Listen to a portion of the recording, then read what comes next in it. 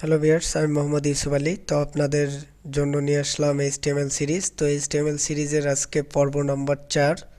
তো গত পর্বে আলোচনা করেছিলাম HTML to introduction, HTML editor, HTML basic. তো আজকে এইচটিএমএল এলিমেন্ট এবং এইচটিএমএল অ্যাট্রিবিউট নিয়ে আলোচনা করব।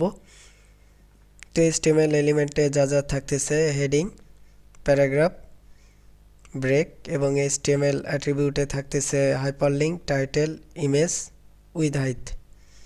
তো উইথ হাইট। তো চলুন শুরু করি। তো প্রথমে আমি একটি ফোল্ডার করে নিয়েছি যেখানে একটি ইমেজ রেখেছি। তো এখানে আমি নতুন একটি টেক্সট ফাইল করে নিচ্ছি।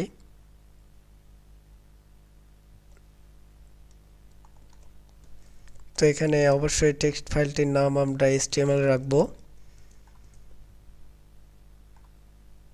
তো আপনারা যে ইমেজটি নেবেন ওটির অবশ্যই প্রপার্টিসে যাওয়ার পরে আপনারা দেখে নেবেন যে এটির নাম কি দেওয়া আছে: জেপিজি, জেপিইজি, পিএনজি।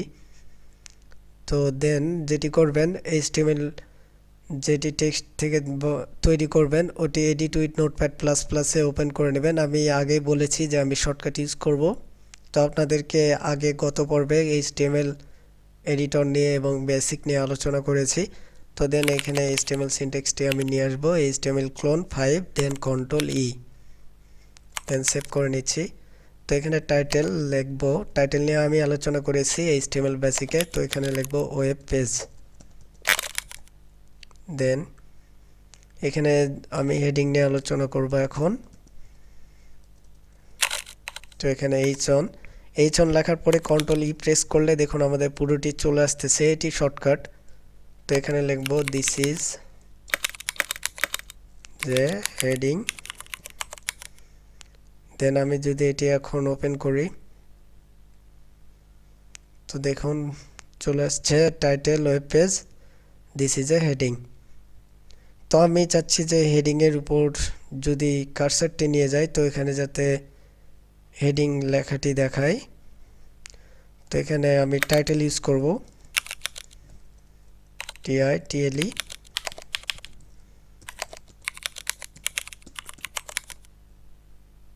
তো দেখুন আমি এখন যদি রিফ্রেশ দিই, এটির উপর যদি কার্সারটি নিয়ে যাই তো হেডিং লেখা আসতেছে। দেন এখন ব্রেক নিয়ে কথা বলি। যদি আমি চাচ্ছি যে এই হেডিং লেখাটি যেন নিচের লাইনে চলে আসে তো আমি এখানে ব্রেক ইউজ করব। তো এগুলো মুখস্থ করার কোনো দরকার নাই, প্র্যাকটিস করলেই শুধু চলবে, কারণ আমাদের এইচটিএমএল এর উপর অনেকগুলো পর্ব হবে। তো দেখুন চলে আসছে। তো দেন আমি এবার প্যারাগ্রাফ পি লেখার পরে কন্ট্রোল ই প্রেস করলে দেখুন প্যারাগ্রাফ পুরোটি চলে আসতেছে। তো এর ভিতরে আমি লিখি দিস ইজ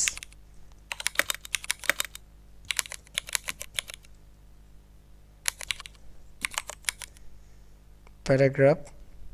দেন আমি এখন যদি রিফ্রেশ করি তো দেখুন নিচে চলে আসছে। তো আমি প্যারাগ্রাফের মূলত কাজ কি, আমি এখানে যদি আরও অনেক অনেক ওয়ার্ড যদি লিখি তো এটি কোনো শেষ হবে না, এটি যেতেই থাকবে। তো আমি চাচ্ছি যে প্যারাগ্রাফ লেখাটি যেন নিচে আসে। তো এখানে বিআর ট্যাগ ইউজ করব, আপনারা জানেন। এখন দেখুন প্যারাগ্রাফ লেখাটি নিচে চলে আসছে। তো এখানে আমি যদি বলি এটিও দেখাবে প্যারাগ্রাফ, তো এখানে আমি টাইটেল ইউজ করব। তো টাইটেলের ইউজার পদ্ধতিটা আপনারা অবশ্যই বুঝে যাচ্ছেন।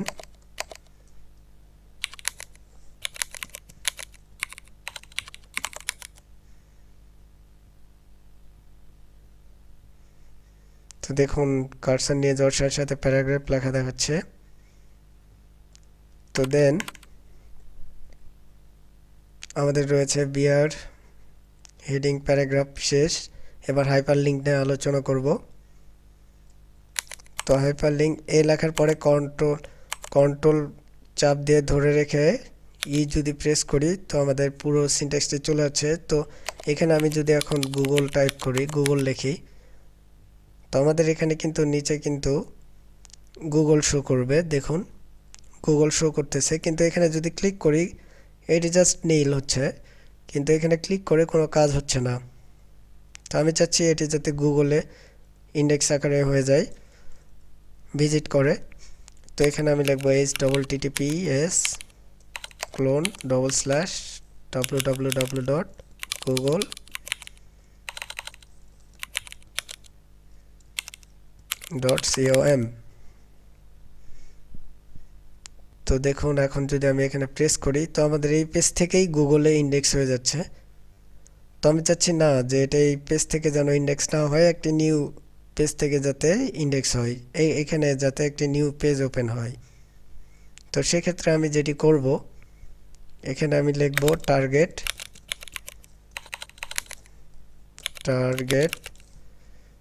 ইকুয়াল, এখানে আন্ডারস্কোর ব্ল্যাঙ্ক করে দেব,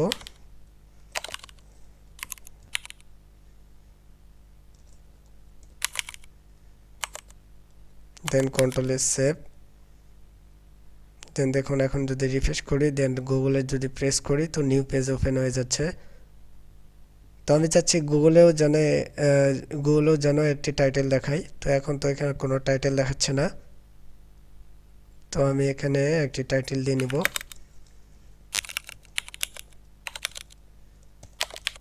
টাইটেল লিখব সার্চ ইঞ্জিন,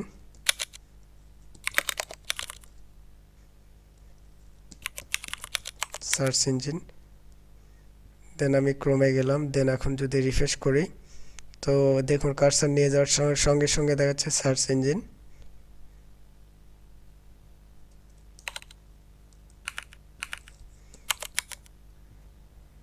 দেন এখন আমি ইমেজ নিয়ে একটু কথা বলি। তো আগে আমি বলে দিয়েছি যে ইমেজের আপনারা এক্সটেনশনটা দেখে নেবেন।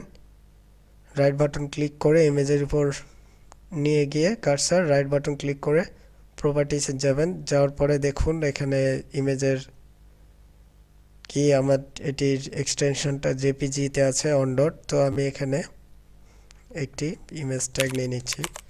আইএমজি লেখার পরে কন্ট্রোল ই দিলেই চলে আসতেছে। তো আমি এখানে অন ডট জেপিজি নিলাম, দেন সেভ করার পরে রিফ্রেশ দিচ্ছি। তো দেখুন ইমেজটি চলে যাচ্ছে। আমি চাচ্ছি ইমেজটির জন্য একটি টাইটেল দেখাই, লোগো ইমেজ যেন দেখায়, TITLE টাইটেল দিয়ে এখানে লিখব লোগো ইমেজ।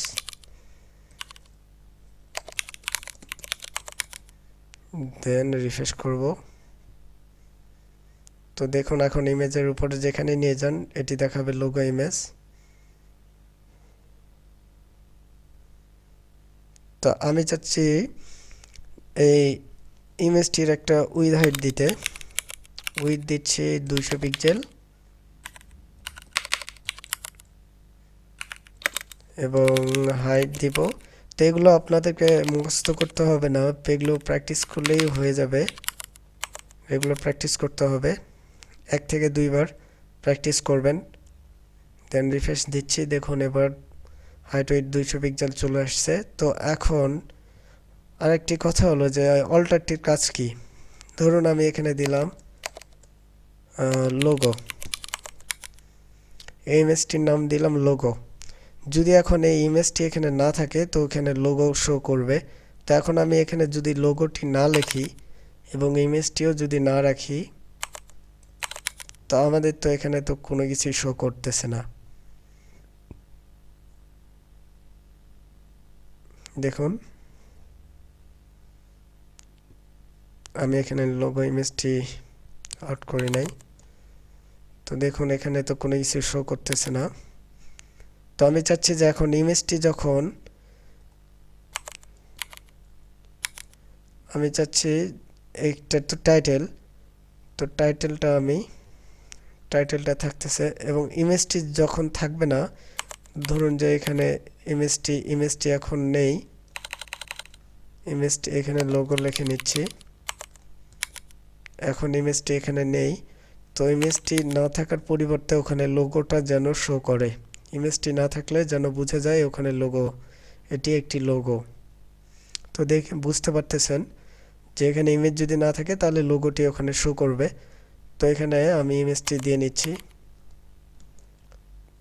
তো আশা করি আপনারা সবাই বুঝতে পেরেছেন। তো আজকের টিউটোরিয়ালটি এই পর্যন্তই। আর অবশ্যই যদি ভিডিওগুলো ভালো লাগে অবশ্যই সাবস্ক্রাইব করবেন এবং লাইক দেবেন। আর কোনো সমস্যা হলে অবশ্যই কমেন্টে জানাবেন।